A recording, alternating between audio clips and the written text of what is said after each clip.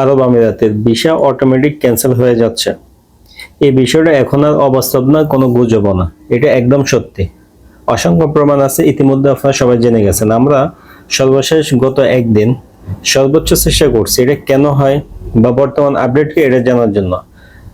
আবুধাবিতে, দুবাইতে বিভিন্ন community Facebook page থেকে বিভিন্ন তথ্য নেওয়ার চেষ্টা করছি। আরব আমিরাতে অবস্থিত বাংলাদেশ এম্বাসির নোটিশ কি, এগুলোও আমরা জানার চেষ্টা করছি। তো সবগুলো মিলিয়ে একটা বিষয় সামনে আসছে। এখন আপনাকে কয়েকটা বিষয় মাথায় রাখতে হবে এবং সাবধান থাকতে হবে। বিষয় ক্যান্সেল হচ্ছে, এটা সত্য।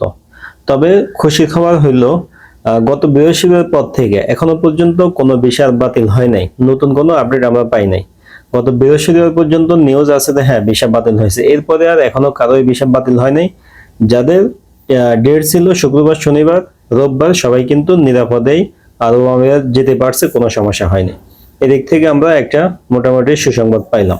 তো এখন যাদের ভিসা বাতিল হয়ে গেছে বা বাতিল হচ্ছে, এটি কি কারণে, এখানে তো একটা প্রশ্ন আসে যে কি কারণে। তবে এই কারণটা এখনো পর্যন্ত অস্পষ্ট, কেউ জানে না।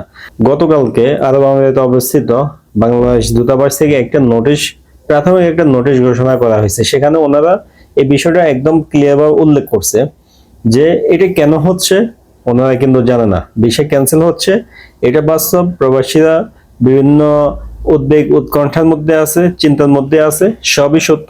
কিন্তু কি কারণ হচ্ছে এখনো পর্যন্ত ওনারা এটা জানে না। কিন্তু আজকে 29শে জুলাই আমাদের আরব আমিরাতে অবস্থিত আমাদের যে রাষ্ট্রদূত আছে, উনি কিন্তু 29শে এপ্রিলের জন্য একটা অ্যাপয়েন্টমেন্ট নিয়েছে ওই দেশের হিউম্যান রিসোর্স অর্থাৎ এইচআরএসডি প্রধানের সাথে কথা বলার জন্য অ্যাপয়েন্টমেন্ট নিয়েছে। আজকে মিটিং হবে, মিটিং এর মাধ্যমে ইনশাল্লাহ আমরা জানতে পারবো কি কারণে এটা হয়েছে, কি টেকনিক্যাল কোনো সমস্যা নাকি অন্য কোনো সমস্যা। ওনারা মিটিং করে এরপরে অফিসিয়ালি কিন্তু ঘোষণা দিবে।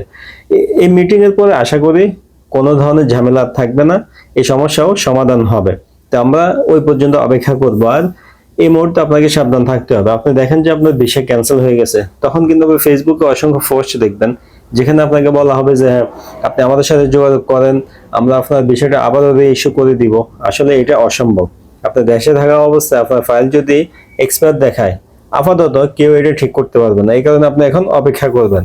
দ্বিতীয়ত, যারা এখন ছুটিতে আছেন তাদের কাজ হবে আপনার ফাইলটা আপনি চেক করা। আপনার দেশে বসেও কিন্তু আইসিপি অ্যাপস থেকে চেক করতে পারবেন। আমি লিংক ডেসক্রিপশনে দিব, বিস্তারিত লিখেও দিব কিভাবে চেক করতে হবে। আর যারা আরব আমিরাতে থাকেন তারা ভালো করে জানেন যে ফাইল কিভাবে চেক করতে হয়।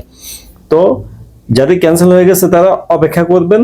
সম্ভব হইলে আপনার কোম্পানি, আপনার স্পন্সরের সাথে যোগাযোগ করবেন, যোগাযোগ রাখবেন। এবং কি আমাদের রাষ্ট্রদূত কি ঘোষণা দেয় ওনারা মিটিং এর পরে, ওই দিকে আপনারা চোখ রাখবেন। আমরাও ইনশাল্লাহ যে কোনো আপডেট আসলে আপনাকে জানিয়ে দেওয়ার চেষ্টা করবো। আপনার চ্যানেলে সাবস্ক্রাইব করে সাথে থাকবেন ইনশাল্লাহ। এই মুহূর্তে কোনো ধরনের দালাল প্রতারকের ফান্দে পড়া যাবে না। যেহেতু কেন এটা হইতেছে আমরা এখনো ক্লিয়ার জানিই না, সমাধানও আমরা এখন করতে পারবো না।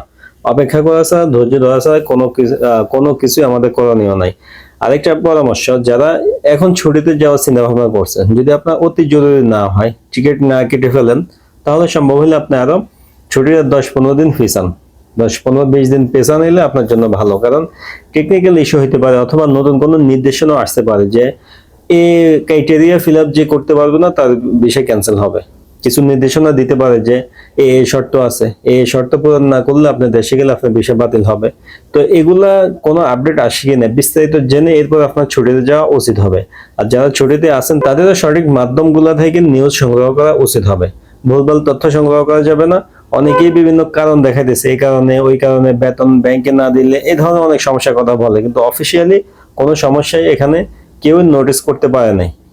আমাদের যেখানে এমবাসি বলতে পারে না কি সমস্যা, সেখানে অন্য কে কি বলবে, বুঝতে পারেন না বিষয়টা। এমবাসি ওনারা এখানে বলতেছে কি জন্য এটা হইতেছে এটা তারা জানে না। কি কি টেকনিক্যাল সমস্যা নাকি কোনো নীতিমালা আসতেছে নতুন, কোনো কিছুই তারা জানে না, কিন্তু তারা জানার জন্য চেষ্টা অব্যাহত রাখছে। তো আজকে যেহেতু অ্যাপয়েন্টমেন্ট নিছে, মিটিং এর পরে আরো বিস্তারিত আমরা জানতে পারবো। তো এই মুহূর্তে করণীয় কি আশা করি বুঝতে পারছেন। ভিডিওটা শেয়ার করবেন, সবাই সাবধানে থাকবেন। কি আপডেট আসে আপডেটের জন্য চ্যানেলে সাবস্ক্রাইব করে রাখবেন। দেখা হবে পরের ভিডিওতে ইনশাআল্লাহ।